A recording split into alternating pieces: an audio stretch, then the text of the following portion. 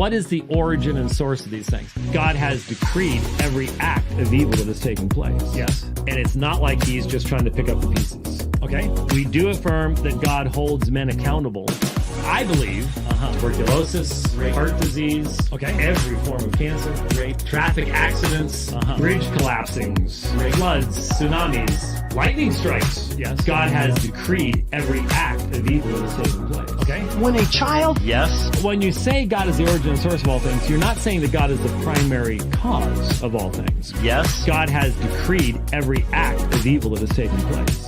And it's not like he's just trying to pick up the pieces. Do we say that God permitted this? Well, you could make that statement, but what do you mean by it? When a child... Yes. God has decreed whatsoever comes to pass. You have sin, you have rape, you have abuse, you have wars. God has decreed every act of evil that has taken place. All these rapes. And it's not like he's just trying to pick up the pieces. Welcome to Black Sheep Theology. I'm your host tonight, Christopher Fisher. We have Not a Tame Sheep and a Drew. I'll let you guys do introductions. I'm the host of the God is Open podcast. I'll turn it over to whoever wants to speak first. It'd be like a quick draw. Go ahead, Drew. I'm going to fix my lighting. Oh, you're on mute. You're on mute. We cannot hear you. Yo, I'm Drew of the Provisionist Perspective podcast. So it's me and Eric, and our gig is wanting everyone to be firmly persuaded of God's love and provision for everyone. And we all on this network have a little bit of a outside the box theology. So that's why we got the Black Sheep Theology Network. But yeah, that's us. You can go over and check us out at provisionistperspective.com. Yeah. YouTube, Spotify, iTunes, all of it. We're up there. What you got going on, Jordan? Hey, guys. Yeah, just hanging out. I'm still trying to figure out this camera stuff and software and all of that. But fantastic. Jordan, you're actually the one who suggested this podcast, that this discussion, this book review, going over and reading this very, very brand new book. It's made a lot of waves and headlines. Calvinism, a biblical and theological critique, edited by David L. Allen and Stephen L. Lemke. So what struck you about this book as needing reviewed? Well, I don't think I was the one that actually suggested it. I thought it was you. I'm like 90% on that. Yeah, I think it was Drew. Didn't somebody else had already bought the book? Or I'll take credit for that. I don't know. I think it's worth it's worth discussing for sure. It's definitely done its circles in our kind of online discussion groups and stuff. And I've not heard heaps about it since it first came out, as far as people commenting on its content.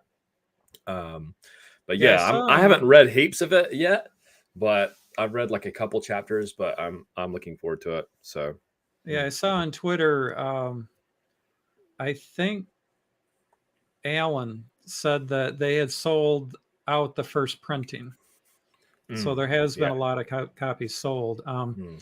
This was the first book that was mentioned for the group to review that I agreed to. Oh, that might have been it. I think what it was is I said I didn't want to have to pay for it. I think that's what the sticking point was.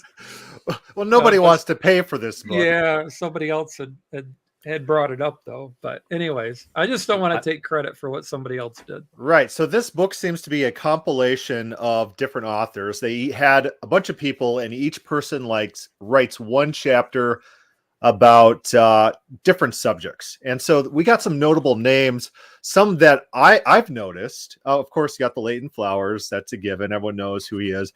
And Leighton Flowers has been pushing Ken Wilson, so I recognize that name through Leighton Flowers. Roger Olson is an interesting name. Now, Roger Olson I've been familiar with for quite some time, and he defends God's goodness. And so when he talks about open theism, which is one of the areas that I am a little bit more, that's where my expertise a little bit more lays. He he's positive towards that in that it doesn't defame God's character. So I think in this book he writes the chapter on God's character, which is interesting. And the last name, I'll let you guys talk too. I'm not just going to try to dominate this, but Brian Apsgiano is the other name I recognized, and I got to be friends with him on Facebook. I was so happy because he has this this takedown of James White, the guy we heard in our introduction, and it's fantastic. And it's all Those about quotes are brutal, man. From that sermon jam or whatever that Warren put together. Yeah, Warren does a good job with these things. If I was a little less lazy, maybe I could take off like his channel. But I'm a lazy guy. So Brian Apsgiano, he takes down James White's on Acts 13:48, and he gets into it. And James White is the non-scholarly, insulting guy, and Apsgiano's like the actual like Greek scholar. And it's really funny. I got one line from Apsgiano about White. He says, "However, I have to confess that I found White's response to be disappointing and weak," because he actually invites challenges, "long on rhetoric and short on substance. One of White's main tactics was to pepper his comments with ridicule and expressions of shocked incredulity." It's like, yes, that's James White. To shocked incredulity is the Calvinist go-to weapon. And mockery. Yeah. It's like, you believe that? Then just cut to their face, like doing like wide eyes, like, how can you possibly believe those things? Oh, I'm shocked. I showed my wife Casablanca like yesterday. She'd never seen it. And it's like, I'm shocked there's gambling in here. Fantastic movie, by the way. Weird in today's culture, but sounds good. How about any names you guys recognized? I recognized a few of them. I mean, I know David Allen. I know David Allen, Adam Harwood. I recognized Ben Witherington, but I've not read any of him. I have a book by him, I think, on the homiletics of some epistles and stuff that Jonathan Pritchett recommended. Obviously, Ken Wilson, I recognize. I think it's a thoroughly. I think it's like a Baptist book, which that's my tradition. I mean, like I grew up Southern Baptist and stuff. And so, I mean, I don't agree 100% with everything Baptists believe, but I owe a lot of my, I think, theological and evangelistic fervor to that tradition that I was brought up in. So I respect these guys a lot. But yeah. I recognized a few of them.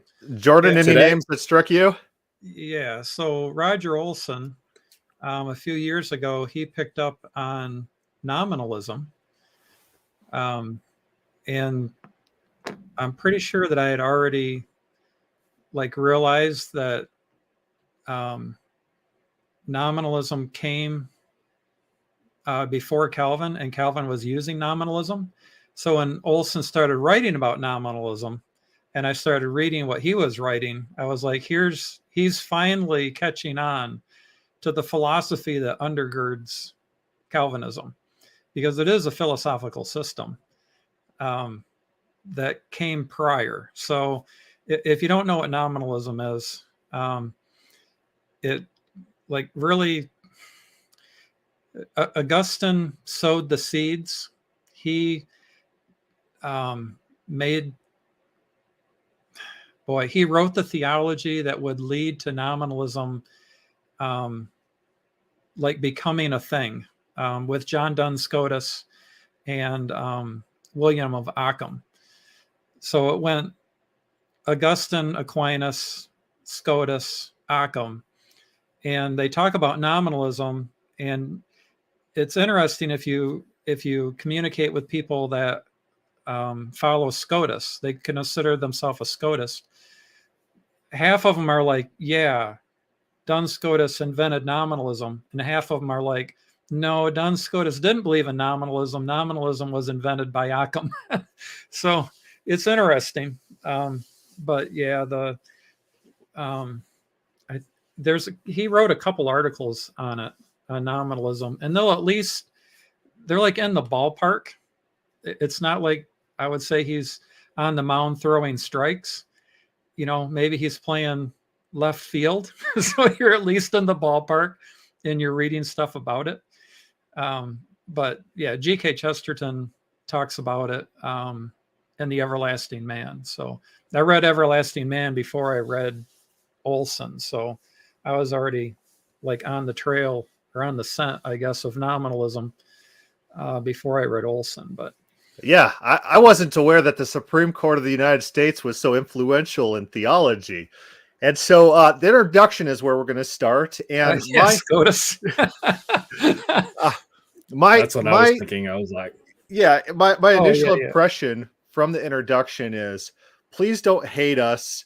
We're not Pelagian. We tried to do things honestly, and here's what we got. A list of disclaimers is how I could best describe the introduction. What were your impressions? I'd say that 90% or more of the people that I talk to are Pelagian. And I consider myself a Pelagian as far as I can tell. We don't have his writings, so you can't tell. But if you talk to people and you say, do you believe this? Or do you believe A or do you believe B? And they always say, oh, I believe A. And I'm like, well, that's what Pelagius believed. Yeah, well, Warren points out has some episodes. He interviews a lady about Pelagianism that he's very much misrepresented, especially in the eyes of his critics. And so this book seems to just accept the fact that Pelagianism is a bad thing. Crosses, finger crossed. It's terrible. We don't want to be associated with that term. So we're gonna get to that in chapter 1. I mean, you're gonna know whether you are Pelagian or not by the end of chapter 1 in this book on total depravity. But they don't call themselves Pelagian. It's a bad term for them, and so for purposes of this book, they say we're not Pelagians. Yes, but they are. Well, yes, that very well can be the case. Yeah, it's but not officially, an insult, they're saying we don't like this label. It's not us. Please stop calling us Pelagians. Yeah, but we'll define what that is, and we'll see. Yeah, so this book is about Calvinism, and the introduction, he says, so what a strong Calvinist statement of human depravity and our absolute helplessness apart from God to provide for our salvation. What a strong Calvinist statement of human depravity and our absolute helplessness apart from God to provide for our salvation.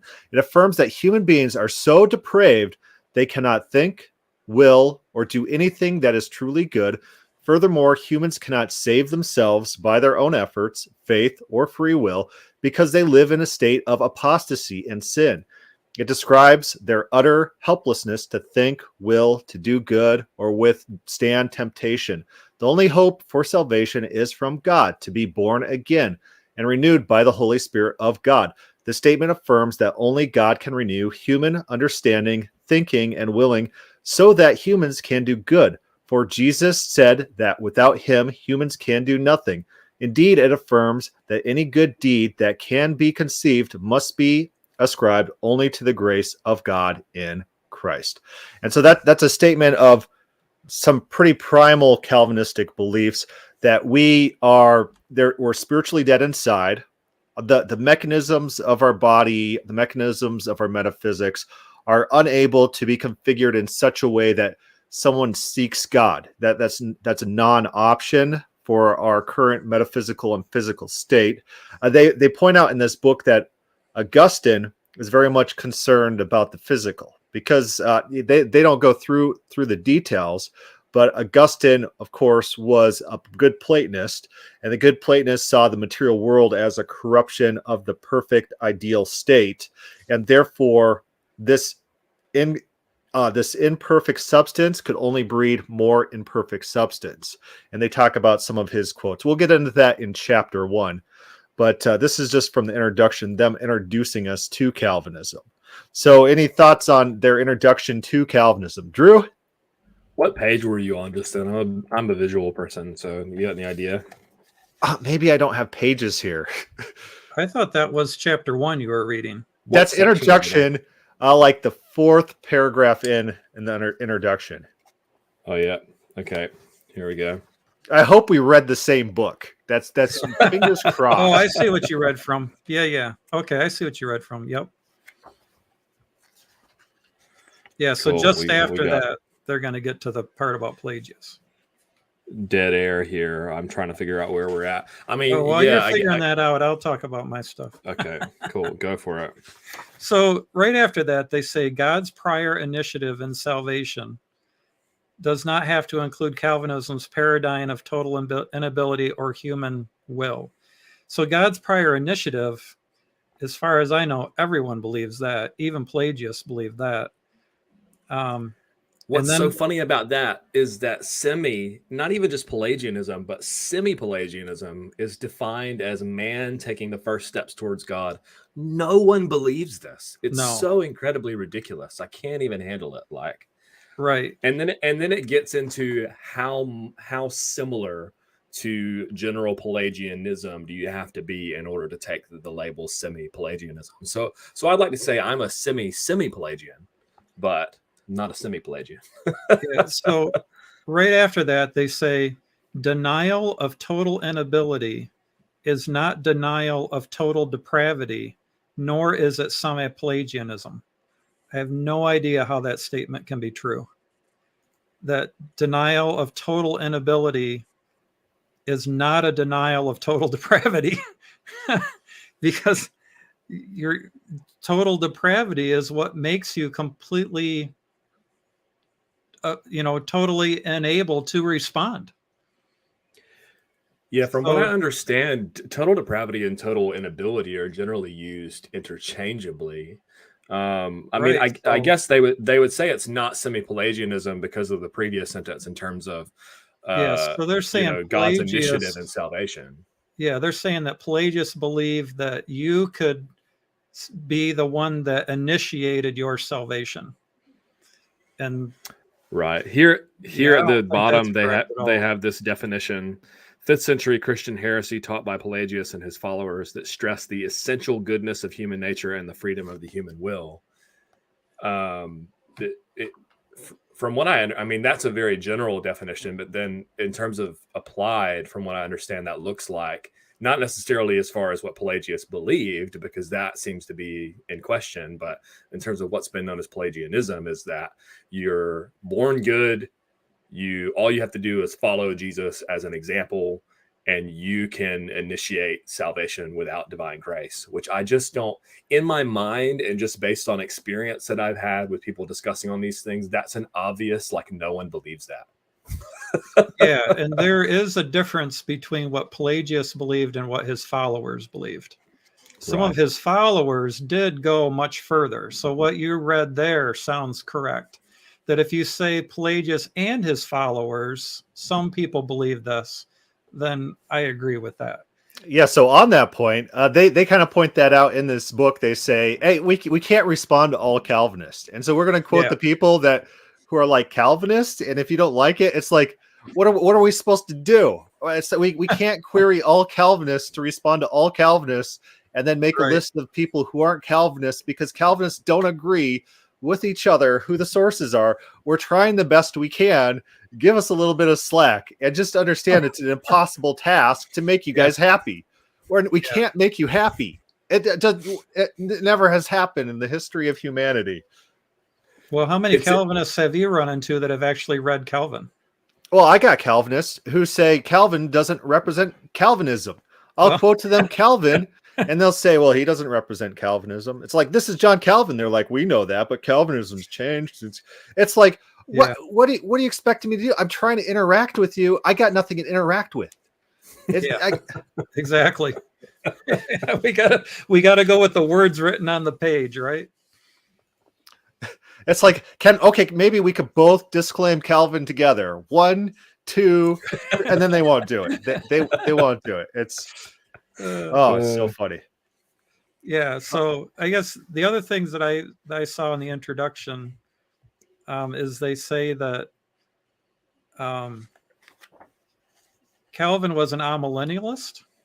I think that's what It says, for Muller to be truly a Calvinist requires the affirmation of other beliefs, such as baptism of infants, the identification of sacraments as means of grace, and an amillennial eschatology.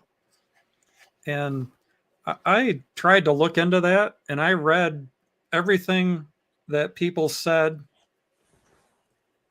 made Calvin someone that believed amillennial. And from what I was finding, people were arguing that he was postmillennial. People were arguing that he was amillennial, and they were citing places. And I think I own everything that Calvin has written. So, but everything they cited, I was able to look up. They haven't translated everything Calvin's written, unless you downloaded his sermons. Well, everything that they cited, I owned. So I went and looked it up, and I read, the whole thing in context. And I came away thinking that I don't know how anyone can say that Calvin was amillennial or he was postmillennial. You can say that maybe you think he was, but from reading all of the stuff, in my opinion, I would say it's more likely that he was postmillennial than he was amillennial. Yeah, so I kind of noticed that in the first chapter when they're quoting Augustine, and I'm looking up the references, and they're not very well cited, and so you have to do digging and reading, and then you're like, I guess if you read it a certain way, that makes the case for the point that you're stating, and it fits Augustine's belief, so maybe that's true. Yeah, you got like 80-20 that claim is accurate. Yeah. I think one thing that I noticed, at least in the total depravity chapter, because the only chapters I've read so far are Flowers chapter, the unconditional election chapter, and the total depravity chapter, is that there's a lot of footnotes in terms of primary sources and stuff, and they don't so as far as a book review, I would say my impression on this basically is that it's a little bit of a teaser or taster in terms of some of these things, and they'll say something like such and such said this, and I'll be real interested in that and want to hear the quote. And then they have some kind of work. I'm not like you, Jordan, I don't have these copies of stuff. And so then I'll be like, so I have to find this book and look this up, which I get in one respect, right? They have all these different authors and a limited amount of space to cover in. So they were probably given a certain number of words, and that I'm sure Adam Harwood in his recent systematic theology, his biblical theology, which is, big. He would be able to elaborate on some of that stuff. But yeah, that's something I guess that I noticed too, was that there's reference to primary sources, but they may or may not be quoted verbatim and so on. So yeah, so a couple more comments about the intro, then we can move on to the first chapter. They do have a dig against open theism in the introduction. Yeah, and they say all of these contributors oppose the quote openness of God, unquote, perspective that places such a high value on human free will. That's what I do. I'm like, human free will, and then I champion human free will. It's like, that's the highest value. I don't know. That it affirms God does not have exhaustive foreknowledge of the future. And so I was a little skeptical with this claim, because they have people like Roger Olson. We already talked about him a little bit. He's kind of, he's like, I got friends who say, hey, why aren't you an open theist? He says, I could do a lot more good as a non-open theist. So he may even be a secret open theist writing in this book. I don't know how true this sentence is. Okay, so here's my question, though. The high value on human free will thing was, that's kind of a throwaway. That's ridiculous. Any idea what section that's in, by the way? Sorry, visual person here. It's near the end. The paragraph starts with, none of these authors in this project is Pelagian. That's the paragraph start. Yeah. So do you affirm that God does not have exhaustive foreknowledge of the future? Is that part of the sentence accurate? Do you agree with that? Is that correct? Is that a correct description of open theism? Not all open theists. Some open theists don't think that you can have knowledge claims about the future. And so an exhaustive foreknowledge of the future would have no propositions to query against. And so, it depends on your flavor of open theism. And so open theism is basically the idea that God can change. God can think, God can innovate, God can be something other than what he is. Yeah, it's a rejection of immutability. Can God think? Can God create a new raindrop, a new poem, a new song that he's never conceived of before? If God can do that, irrespective, if no human beings existed, all of that's irrelevant. If God can do that, then open theism is true. The future is not locked in some sort of exhaustive foreknowledge. Yeah, see, I see that as a distinction between saying that God is open and saying that the future is open. Because you can believe that the future is open without being an open theist. Is that distinction make sense to you? Probably. I mean, I would argue that you're just being inconsistent if you think that the future is open, but that God somehow knows it as exhaustively certain or definite. And it's so interesting that they've made this claim in here because someone like Greg Boyd, who wrote in the 4 Views on Divine Foreknowledge, he's quite prolific in the area of openness. He specifically says that I affirm exhaustive foreknowledge. I just don't affirm exhaustive definite foreknowledge. I believe that God's foreknowledge consists of possibilities in the future and not just certainties. And so it's interesting that that's sort of what they want to push back on. And yeah. So open theism seems to be like a throwaway concept in this book. This book's not about open theism. You just have some off sentences once in a while. And so here's my story. This last Sunday, I went to a Calvinist church, brand new church. I've never been there before. And I was listening to the pastor, and the pastor pulls out a section in John, towards the end of John, and Jesus is talking, and it's maybe like 5 or 6 verses. And in that sermon, I must have heard 4 out of the 5 points of tulip. The verse section had nothing to do with tulip. And so one of them was about, he's talking about, when I was a kid, I had this pastor, this Baptist fire and brimstone pastor, who says, all the saints in heaven who didn't do all they could to save people, blood is on their hands. They're guilty of all the people that they failed to save. And, he's a good Calvinist, so he doesn't actually believe this. And he said, well, that pastor was wrong. And the reason is that God will save all who he has deemed to save. And this book actually talks, here's a paragraph here. Since reaching the lost is at the heart of God, this is why they wrote the book.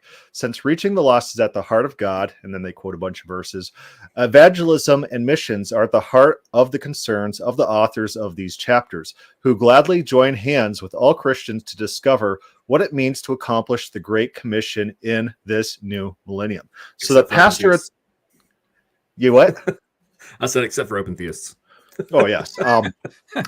So the pastor of the church I went to, he's a Calvinist. He thinks that regardless of what he preaches on a Sunday morning, regardless of who he reaches out to, regardless of what he does, God is the person who presses the button and I was explaining this to my kids after church. I'm like, hey, did you notice they said this, this, and this? And here's the idea that Christ's death saved all it was meant to.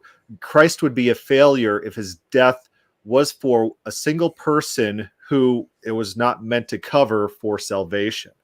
And that was a weird concept to them, because it's a weird concept. It's like that makes him a failure somehow in this weird mentality.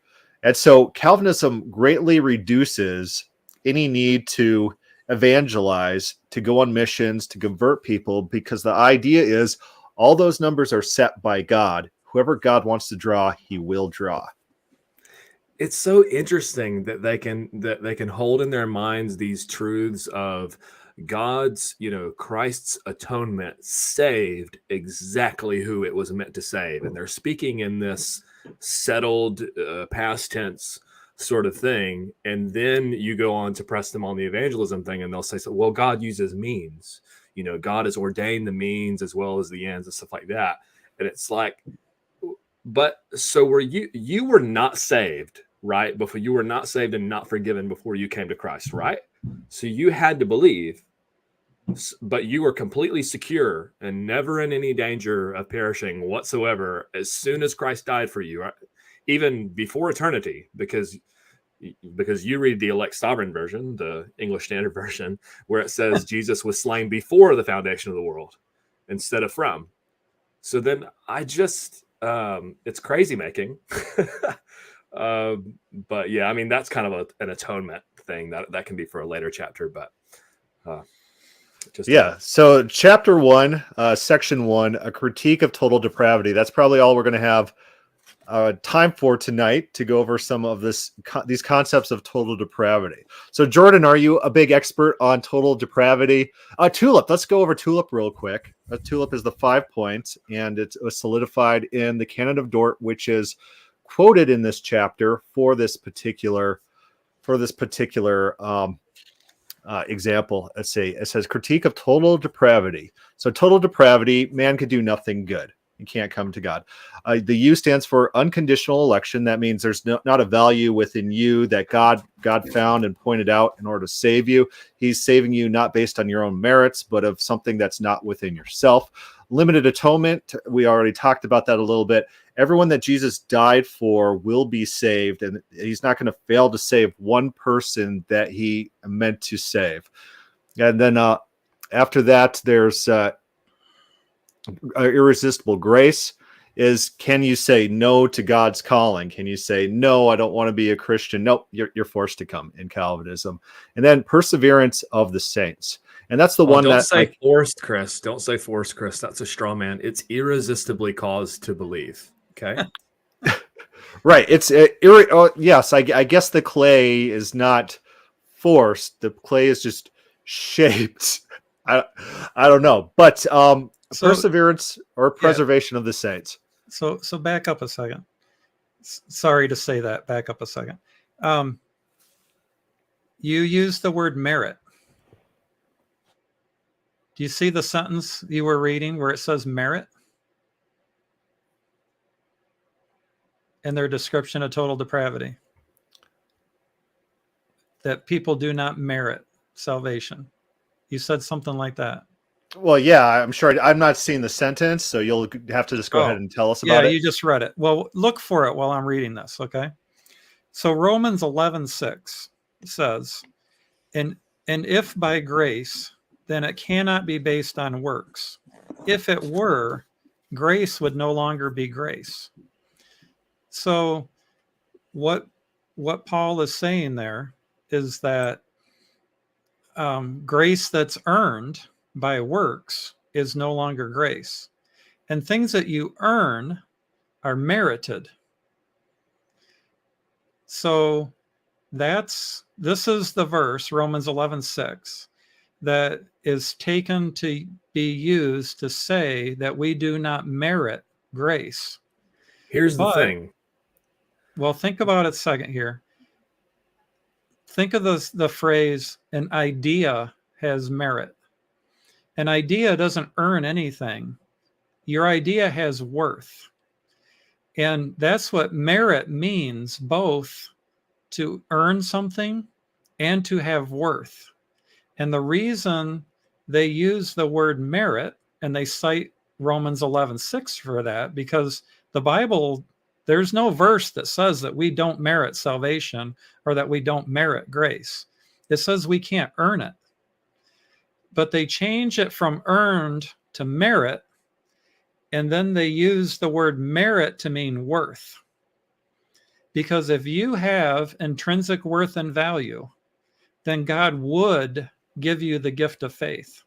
But everybody does have intrinsic worth and value because they're made in the image of God. Like exactly. And that's the interesting thing too, because you're getting into the whole Augustinian anthropology here, where I was reading Calvin's commentary once upon a time. And I don't know if he's consistent in this throughout his view, but he talks about how the image of God in man was obliterated, is the word Correct. that he uses. And so, of course that tracks. And it's interesting because it seems to me in my conversations with my Calvinistic brethren is that they believe that if faith is freely exercised in the sense that you can either choose to follow Christ, choose to put your trust in him, or choose not to, versus if it's caused if it's caused, it becomes a faith that's non-meritorious. But if you do it freely, then it becomes something that you deserve because you were better or you did better and so on. So there's, when they have baked into their idea of faith with irresistible grace, such that if irresistible grace isn't in there, then you believe that something that you do, i.e. a work, saves you. Versus if you're just passive and then you get regenerated and you believe, then you're not doing, but you are doing something. You're trusting in. And then you get the right, but explosion. But that's what they don't believe. They do not believe that you do something to be saved, and that's explicitly explained by Lorraine Boatner in the Reformed Doctrine of Predestination. And that just can't be, I feel like that's kind of like the Protestant hang up, right? Is that we equate do like with works, a verb, like anything that you do with your will or your conscience with works. Whereas believe is a verb. It's something that you do it, like, right? Don't you do all verbs?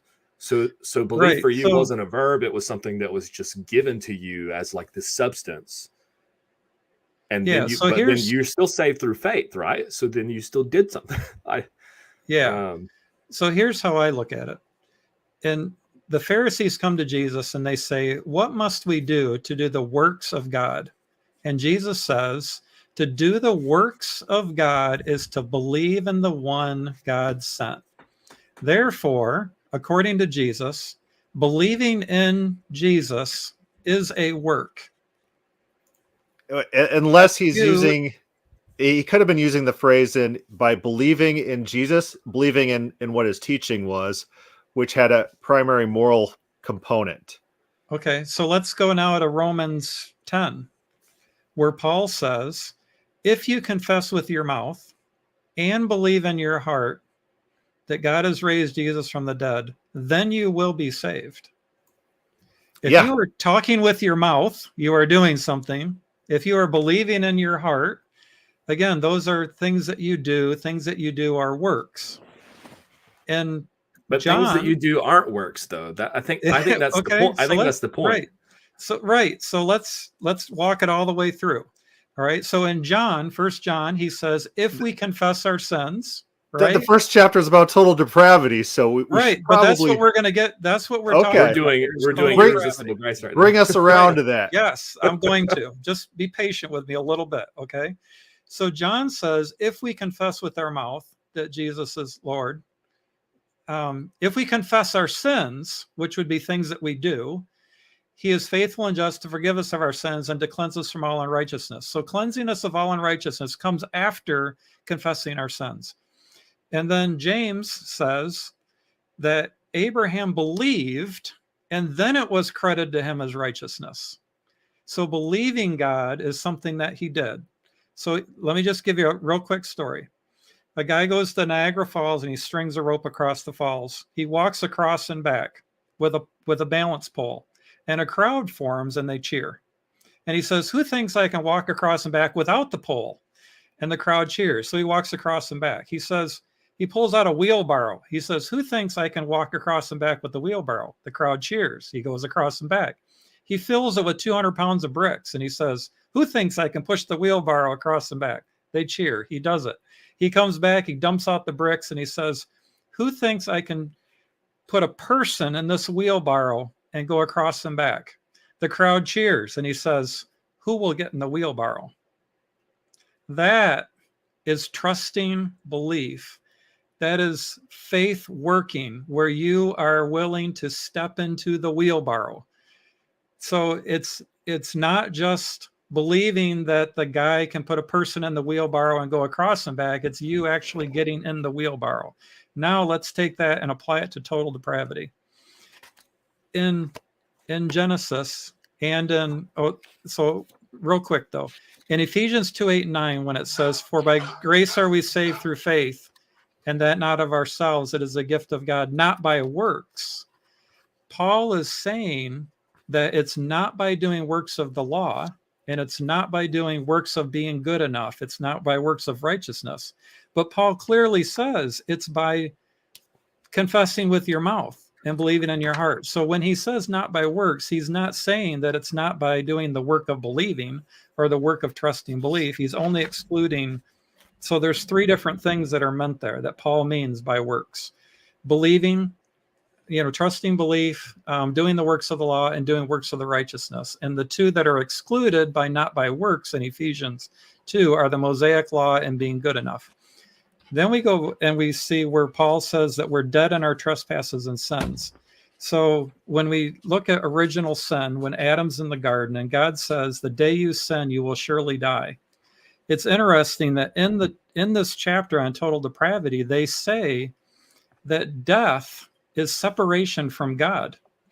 So separation, what the death was that God threatened Adam and Eve with, wasn't physical death or spiritual death. It was separation from God, which, kind of translate to spiritual death.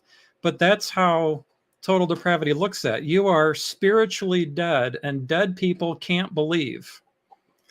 So your total depravity means that you have no intrinsic worth and value. God does not have to give you the gift of faith.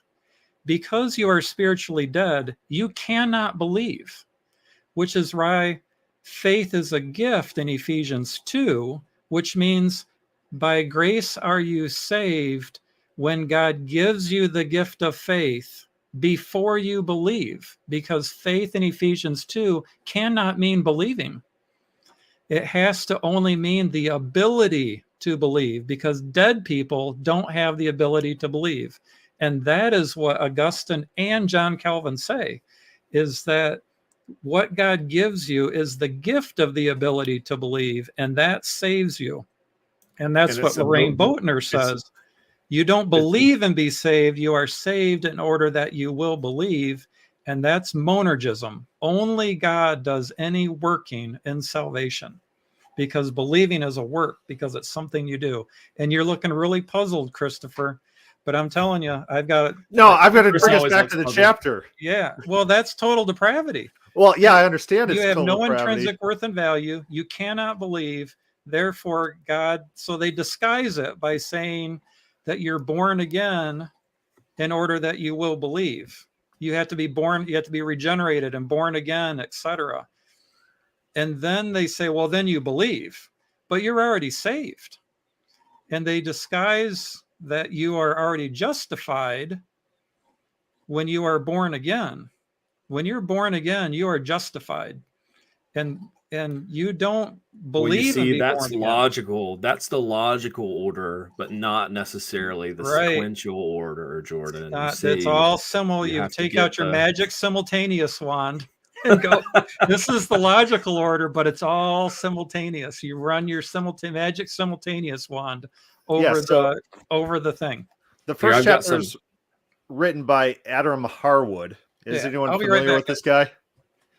Drew, you familiar with him at all?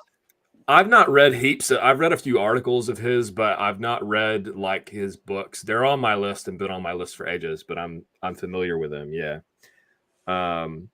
He does a lot of work. So I think his dissertation was on the spiritual condition of infants, because he works as I think it's an army chaplain. And I guess he's done a lot of pastoral care, and he deals with people losing babies and, miscarriage and stuff like that. And so it was of particular interest to him. And then he's studied up on that, and that was his dissertation. So this is kind of his area of expertise in terms of depravity, the ontological condition of people, of human nature and stuff like that. He says some really interesting stuff in here, which I think is highly controversial. And I love it. I think it's really interesting that he starts off here, and on page 15, at the very beginning, it says, people sin by their thoughts, attitudes, speech, or actions, either by acting wrongly or failing to act rightly. Okay. So when I read this, I was like, this is like a Sunday school teacher explaining sin. It doesn't seem like a scholarly treatment of sin to me. Is that your perception, or do you think this was a great overview of you to explain total depravity? They had to introduce us to sin. So the whole chapter starts out, what is sin? And he does like the Sunday school teacher thing, is like, hey, Martia means to miss the mark, we're going to go through the word origins, and so we could apply. It's like sometimes like words don't necessarily mean what their origin is from. It happens within language. It might be an indication, but it's like it's not like the best argument. Yeah, I think that it's very, this critique is kind of semi-academic and semi-lay level. So you are getting introductions that are quite, I mean, I don't say this disparagingly, but just, Sunday school level type of thing. And, sin is any deviation from God's revealed will, which he's phrasing things in a particular way to say, then he goes on to say, sin is against God and nature. Sin is a reminder that the world is not the way it should be. So he's taking subtle digs here at the Calvinist worldview by saying, and this is one of my biggest issues, I think, with Calvinism when I first encountered it, was the deterministic idea of like, God has everything the way it should be.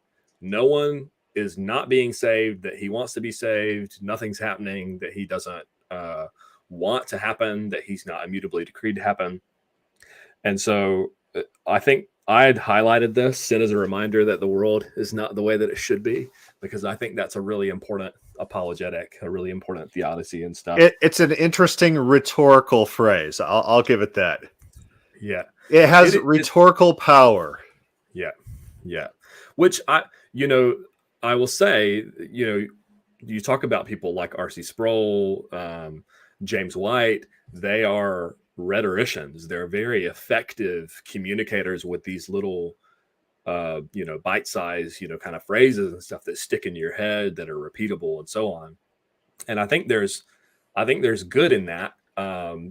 What's wrong with you people? Yeah. How dare you? Yeah. So like scholarly articles on sin, like I think there's an article on JSTOR about sin in the Old Testament or the Hebrew Bible, and it's anything that puts you in wrong with another person. So if you make like a treaty with someone or a promise with someone, and then you violate that promise, God's not like necessarily involved in that. God is in the Old Testament a treaty or promise or contract enforcer, but the violation is primarily against your brother with whom you've made that treaty. And so that's an interesting Old Testament view of what sin is. Anything that puts you in wrong with another. And it doesn't even have to be a moral thing. It's like, I promised to mow your lawn on Saturday, and you promised to do it the week before or something, and you did your end, and then I failed to do my end. Well, I just kind of violated you. That's a sin. And I think one thing that emerges to me around these discussions, and something that was said in here, I can't remember exactly where it was, but it was talking about sin, and then it went on to quote all of these different things. It was like a church father or something. I think it was Athanasius, actually. So I'm kind of skipping around. I've got probably like 15 more minutes, because this is kind of in the middle of my Saturday, and I've asked for permission to do this. Yeah, it's my son's birthday. My wife's like, "Why do you schedule this on your son's birthday?" It's like, why do you think? It's like, do you think I remember my kids' birthdays? I don't know. Is this where Athanasius says, "What sin can a child that is 1 day old commit?" It is, and it's not going to be helpful to me because you don't have page numbers, and I'm still trying to find. So summary, you guys can find it in the book, but like, basically he says, what kind of sin can a child commit? And then he goes on and names these specific acts. Yeah, adultery, of sin, not at all, because he has not reached the age to have pleasure. Yeah. Fornication, not that either, because it does not have desire. Murder, it's unable even to carry a weapon. Perjury, cannot make an articulate sound. Greed. So Athanasius has a very specific, like, outward, 1 John chapter 3, I can't remember what verse it is, says that sin, he defines sin as transgression of the law, and so there's this external element to it that Athanasius is highlighting, whereas I think on the Augustinian position, and he quotes from Augustine on this, is that sin becomes this substance, becomes this almost unconscious posture that you have innately, and I'm speaking specifically with reference to like infants and babies and unborn children and stuff like that they have, that therefore makes them sinful. And it's really interesting. Maybe I'm skipping around, but like, yeah, that I think that's a lot later. He does make the distinction, which I think that you're getting at, and this is like his primary selling point: the difference between hereditary sin and hereditary decline. He lists out 7 different takes on original sin, and he's like, "Oh, we're not going to do this symbolic one because we don't like those guys." Then he starts listing them all off, and then he's like, "Oh, we're just going to deal with." Why isn't William Lane Craig underneath that? With the symbolic? Yeah, isn't he an Adam myth type of guy? Like, he doesn't believe that it's like literal, right? Like, so how's that not symbolic? Right. So yeah, that. Maybe he could add them. I don't know. Maybe the version 2 of this. They don't want to throw my boy Bill under the bus. They're not going to do that. I think he was taking a little out of context on that.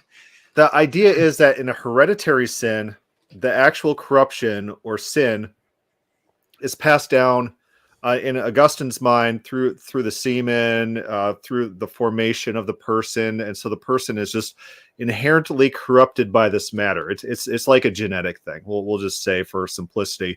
Whereas hereditary decline is that Adam set up the conditions for the fallen world, and we just as a consequence live in that corruption. We have to deal with the consequences, and each person is guilty for their own sin.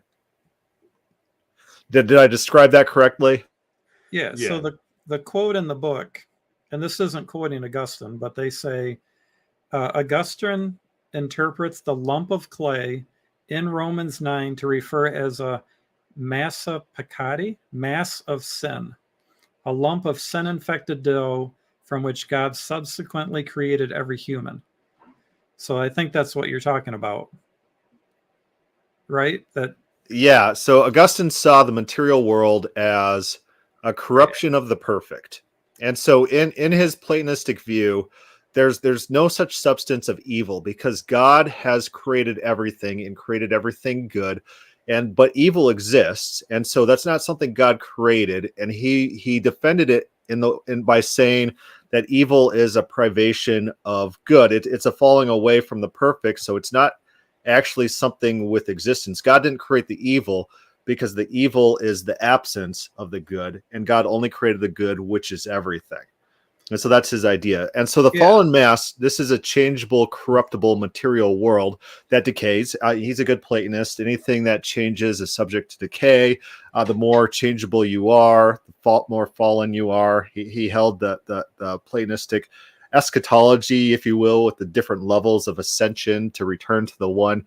And so the material world was in this fallen state and could only create additional fallen creatures. And then so he had to have some sort of Platonistic enlightenment. In Platonism, you could ascend through the levels of the one. And for Augustine, in his Confessions, he writes that this enlightening, and we see it discussed kind of here in this idea of total depravity and original sin, is that people need some sort of spiritual enlightening, like a metaphysical rebirth that changes the inherent structure of your metaphysics in the ether to make you able to ascend. And to Augustine, that was the role of Christ. He said basically that if he hadn't studied Christianity after Platonism, if he had been a Christian first, and he was like a quasi-Christian previously, and had found Platonism, he would have converted to Platonism. But Christianity had the one thing that Platonism didn't give him, which was like charity, which was Jesus. Jesus was that key, that spiritual enlightening, which allowed people to ascend those levels. And so in this article, I think is very good at highlighting basic conceptions. It doesn't detail it like super thoroughly, but you get a broad splattering of Augustinian ideas about corrupted nature and the way things work, the way decay works, and how it propagates through the world, Augustine's ideas. And so I do think it's a valuable resource in that regard. Yeah, so I think what you were saying, where you're talking about what Augustine said in Confessions, that's all correct. I agree with everything you said. The way it was described to me is evil is like a hole in your t-shirt. You know, if I rip my shirt open and wrecked it, that would be evil. But evil would be the absence of t-shirt. So it's the absence of good. So it doesn't exist. And, you know, you hear that described as Augustine's view all the time. However, in his later life, he wrote what's called the Enchiridion, the manual on faith, hope, and love. And here's what he says in the Enchiridion. He says, although, therefore, evil, insofar as it is evil, is not a good, yet the fact that evil as well as good exists, it is a good. So in his later life, he changed his view from evil not existing to the fact that it was good that evil exists. So he changed from evil doesn't exist to evil does exist, and it's good that evil exists. That could be just be due to the fact that language is inherently imprecise, and you know, you might say things that might be apparent contradictions, but context. Well, yeah, let me read the rest of the sentence. For if it were not a good that evil should exist, its existence would not be permitted by the omnipotent good.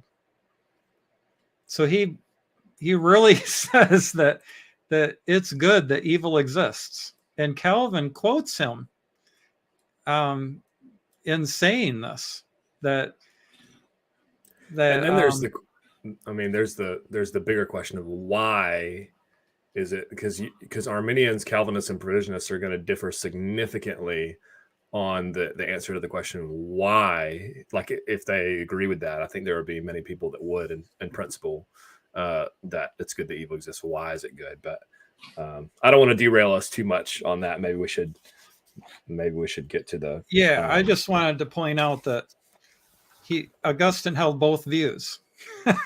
he held the view that evil doesn't exist, and he held the view that evil existed and that it's good that evil exists. Yeah, I don't think in the second one he's talking about evil as a substance, just the fact that we experience evil. I think it might be contextual.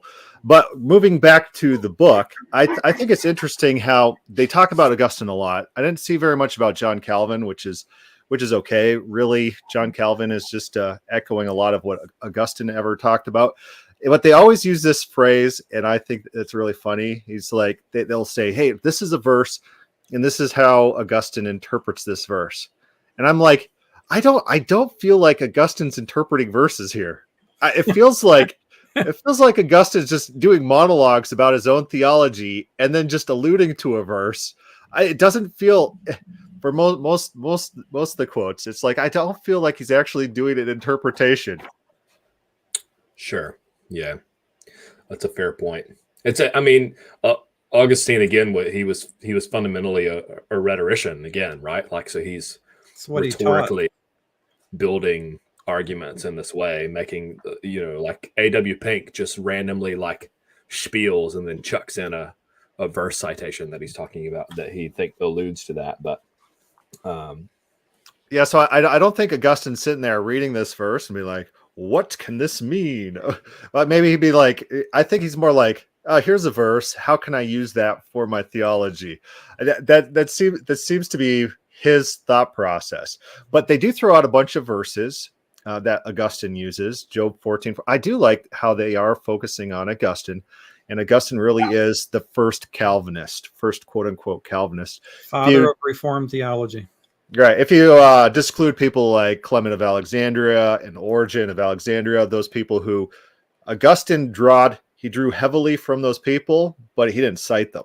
He liked to do modern copyright wasn't a thing, so it's not like you're expected to just cite everyone that you're talking about. So he copies Ambrose a lot. He copies Origen of Alexandria a lot. But Augustine really was the first Calvinist. So Job 14:4.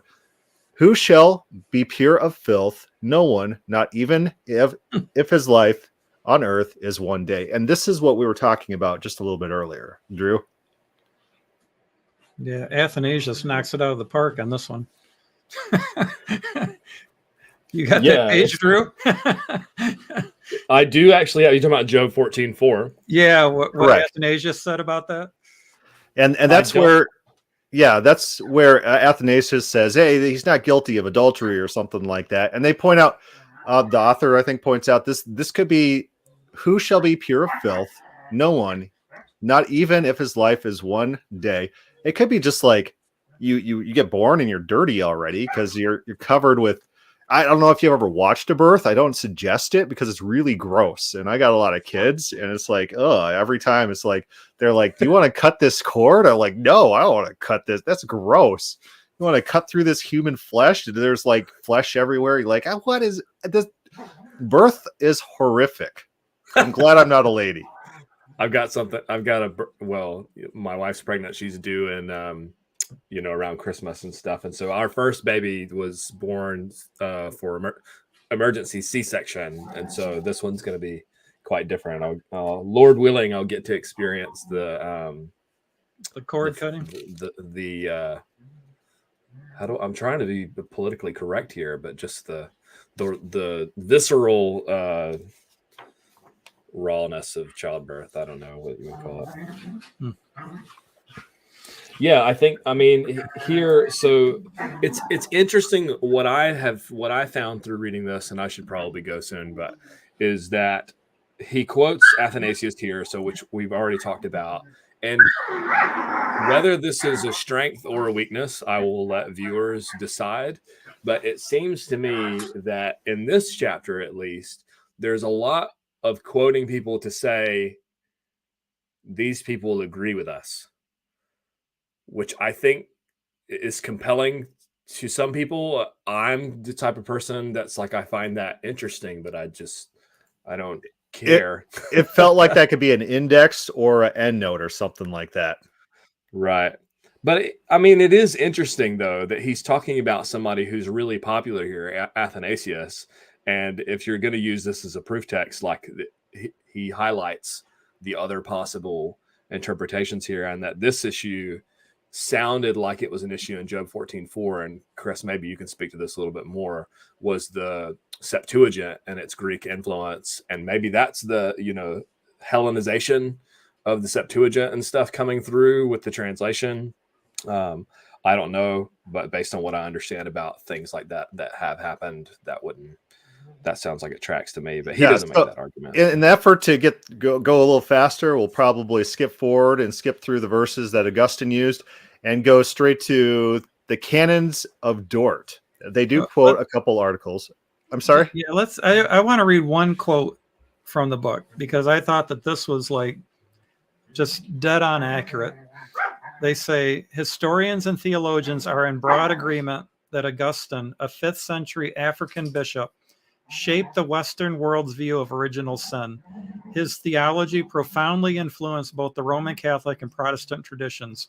Whether or not one is aware of Augustine's influence, all Christians who think about human sin are influenced by his views. And I was like, yeah, that's historical. That's why they spend so much time talking about Augustine in this chapter. It's historical fact. Yeah, I do like that, that they do point to his influence in Christianity, which is major. So Article 3 of the Canons of Dort says, therefore all people are conceived in sin and are born children of wrath, unfit for any saving good, inclined to do evil. Oh, those evil babies. Dead in their sins and slaves to sin. Without grace of the regenerating Holy Spirit, they are neither willing nor able to return to God, to reform their distorted nature, or even to dispose themselves to such reform. And Article 9 says, the fact that many who are called through the ministry of the gospel do not come and are not brought to the conversion must not be blamed on the gospel, nor on Christ, who is offered through the gospel, nor on God, who calls them through the gospel and even bestows various gifts on them, but on the people themselves who are called. And finally, Article 14 says, faith is a gift of God, not in the sense that it is offered by God for man to choose, but that it is in actual fact bestowed on man, breathed and infused into him, nor is it a gift in the sense that God bestows only the potential to believe, but then awaits assent, the act of believing from man's choice. Rather, it is a gift in the sense that he who works both willing and acting, and indeed works all things in all people, produces in man both the will to believe and the belief itself. This reads so contrary to kind of statements we find in the Bible. the Bible's just not like about this. Is that, what do you think about that, Jordan? I mean, that's total depravity. It changes everything backwards, you know. I mean, I posted on Twitter the other day, I quoted Lorraine Boatner from the Reformed Doctrine of Predestination, who was correctly representing Calvinism. And I was savaged for it because they were saying that how ridiculous that was, that I was saying that you don't believe and be saved, you are saved in order that you will believe. And just because I didn't put up that Boatner said it and that it came from the Reformed Doctrine of Predestination, everybody attacked me for saying it. It's like, well, exactly. When you don't know where it came from and you just hear this stuff, you do think it's ridiculous. And that's why I was saying about earlier about when I talk to people and I say, do you believe that you had to believe in Jesus to be saved, that you believed and then you were saved? And everybody I talk to goes, yeah, I had to, confess with your mouth that Jesus is Lord, or confess my sins, or admit that I was, the Romans road, admit that you're a sinner. Then you believe in Jesus. Abraham believed, and then it was credited to him as righteousness. But it's the exact opposite in Calvinism. You talk to somebody that really knows it, and they'll say, no, Abraham was made righteous in order that he would believe. So I'm going to throw out there that it's not that they read the statement and then they said, oh, that's ridiculous, we're going to attack the statement, because they're going to affirm the statement. And if a Calvinist said that, if a known Calvinist who's sympathetic to Calvinism said it, they'd be like, oh man, that is so profound. Yeah, wow, this guy is so... It's just the fact that you stated some sort of claim about Calvinism and you're not a Calvinist. That's why you're attacked. It's the funniest thing in the world. God predestined sin. If you're a Calvinist and you say that, people are like, wow, this guy's, he knows his stuff. If you're a non-Calvinist and you say, yeah, Calvinism says that God predestined... We played James White saying these things. Calvinism says that God predestines rape. They'll be like, that's a misrepresentation. But James White just said it over here, I don't know. I was going to... Here's a quote from Calvin. Unless we would elude the plain and confessed meaning of the evangelist, and he's talking about Paul, back to the quote, that few receive the gospel, we must fully conclude that the cause is the will of God, and that the outward sound of that gospel strikes the ear in vain until God is pleased to touch by it the heart within. God has to... Calvinists fundamentally believe that the word of God does nothing. That it is completely and totally useless outside of God's regeneration. That this is... Yeah, I mean, I've often said with regards to quotes like that I think that Calvinists and some Arminians have a low view of the word of God in that respect. Jesus says, the words that I have spoken to your spirit and they are life. Meanwhile, Calvin saying, you got to be one of the pre-selected ones for it to have any effect on you whatsoever. So I was just going to say Jordan's comment here on the side, is it weak on argumentation? I don't think that it's weak on argumentation. I think I tend to agree with David Paulman in his review of that. I expected a little bit more of the exegetical case here in terms of the scriptures, which it didn't seem very focused in on. It was more about history, a development of thought, and how many Christians have affirmed this, and so on. With it, I mean, they only, Harwood. Granted, I know he has limited space and stuff, but I think he only did like 4 proof texts for total inability. 5. Yeah, so those were he alludes to a bunch in his when he counters things. And so one section I really did enjoy. We'll wrap up here in the next 5 minutes and cut the podcast. But you gotta go. Your son's birthday. Well, yeah, my son's he's 2. He won't remember it at all. And I don't know. Baby Andrew. Yeah. And so one section I really did enjoy is when they're countering this idea, this Calvinist meme you see floating around. They're like, here's a skeleton. And they're like, the skeleton's going to save himself because we're Calvinists and dead means dead. It's like the guy points out dead people do things all the time that they respond. They just can't do the one thing that will save them. Right. And so it's like, you guys don't even believe your own. It's the lack of awareness of the disintegrity in Calvinism in this writing might be, maybe it's political. Like, we don't want to just call them out on their bad faith efforts, on Calvinist bad faith efforts to interact. We're just going to pretend like they're scholarly and they really want a discussion, and they're actually interested in understanding points. I think they get it. I think they get it. But you point out dead people walk, and you're going to see the same memes from them over and over again after you've explained these things to them. They don't care. It's rhetoric. Yeah. Memes are a persuasive form of argumentation, as much like rhetoric is. So, Jordan asks, is it a negative case or positive? I think that it is both. I think it's going to come off as negative because and that was one of the things that I lamented in terms of hearing about this book, because I heard about who is putting something together and that it was going to be kind of like a provisionistic Arminian type of thing. And then I learned that it was like titled Calvinism, a critique. I was like, no, why is it like, again, let's talk about what we do believe and stuff, because we do get this kind of like theology by negation complaints and stuff. But all right, Jordan, 2 minutes. What are your closing thoughts about the introduction and total depravity chapter? Yeah, so I found that quote. He says, all Christians should affirm that sin separates them from God. And I think that that's correct, that there was an original sin. Adam did sin, and that sin separated us from God.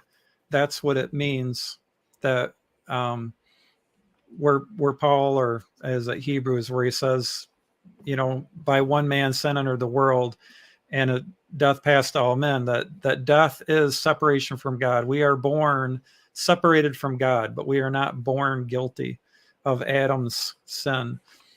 So that if you don't live long enough to believe, or you don't get placed in a baptismal fount by your parents or some kind stranger, that you're going to go to hell. As far as the chapter, I thought that they did a decent job of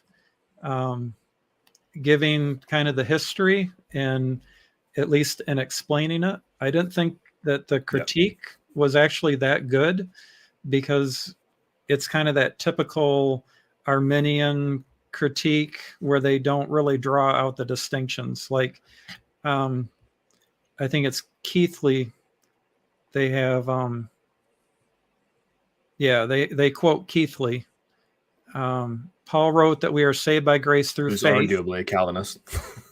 Oh, yeah, I don't know. I just know he's Southern Baptist. He's one of the contributors to this book, actually. Okay. Yeah, I read his chapter. I thought his chapter was decent. Anyways, Paul wrote that we are saved by grace through faith. Salvation is a gift of God that is received by faith or trusting in Christ. Then he says, Keithley rightly stated, faith is the instrument by which we accept salvation. So that is defining faith as believing, trusting belief, something that we do. It's not what R.C. Sproul and Calvin and Augustine, and Boatner, that's what they mean, A.W. Pink.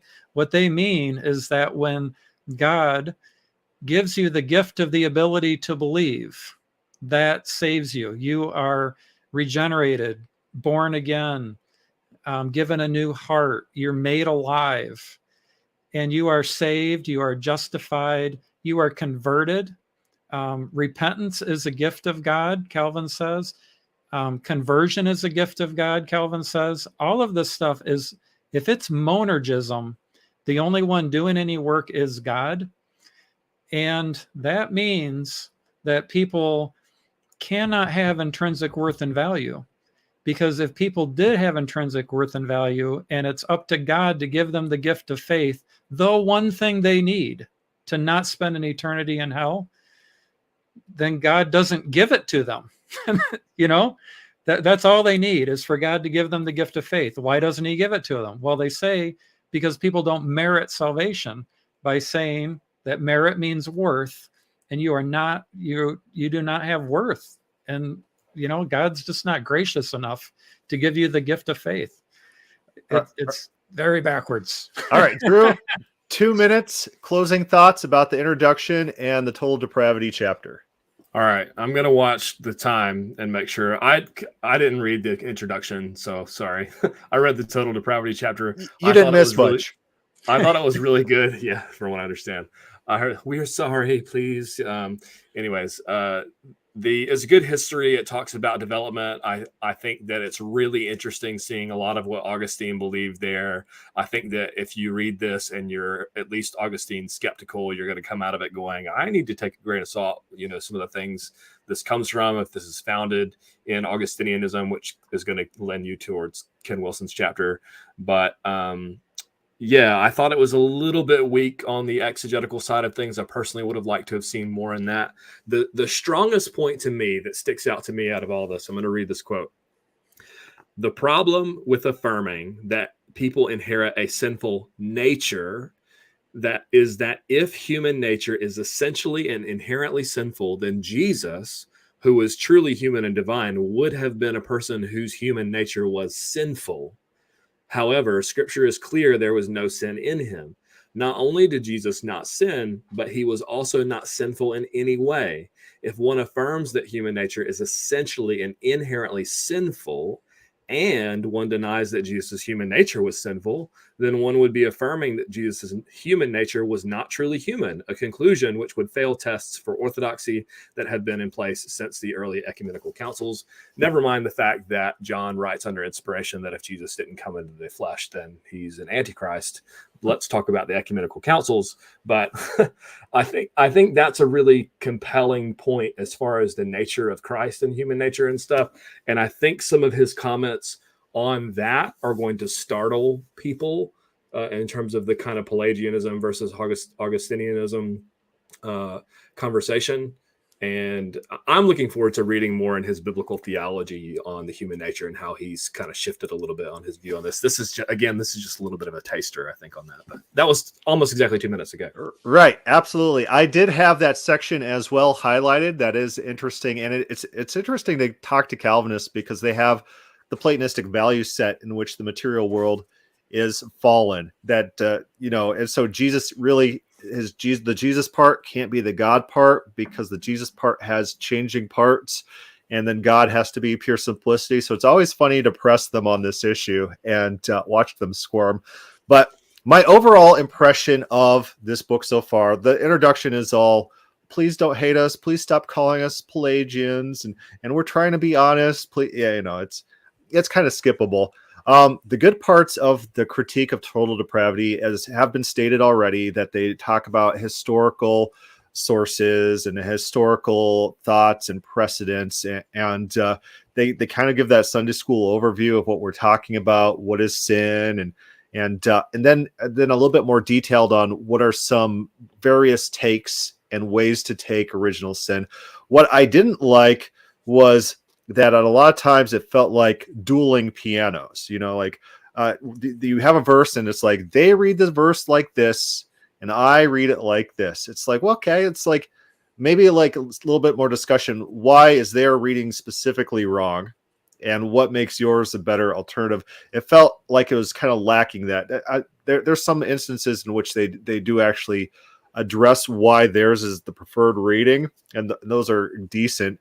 But a lot of times it's some of these blocks of text and they're just throwing out verses willy-nilly. It's like, it doesn't feel as developed as it can be. And it seems like narrative as truth making. Like if you tell a story about a verse, that's what the verse means, and so it's a thing that Calvinists often do. If they think that if you're talking about a specific text, and they could give a paragraph or two of text about that text, then they've refuted you, quote unquote, refuted you.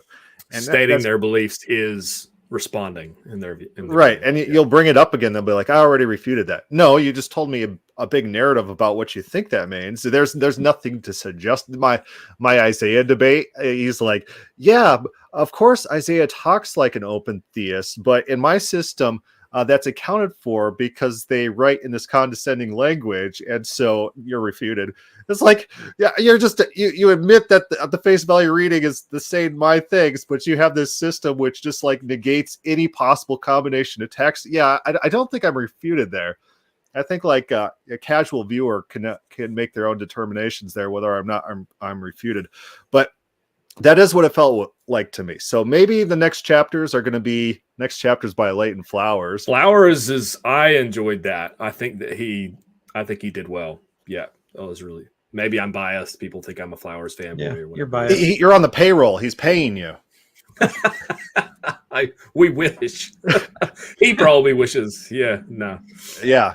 So our plan is to continue this series of book review, going through these various chapters and continue this conversation in the future, maybe every 2 weeks or so. But it is interesting. It does bring out some things that are worth discussing and worth considering. The book is not perfect, as we all seem to agree that there are things lacking. Maybe some of the sources could be firmed up, or maybe some more direct quotes from the original sources to back up their specific points would be helpful. Maybe a little bit more development, but everything's limited by time and space, and it's already a long book. Right. So we understand practical limitations, but maybe next time we talk about unconditional election and limited atonement in about 2 weeks or so. Anyone wants to plug anything or say anything before we end tonight? It's all blank. Honestly, I think some of the later chapters make the book worth buying.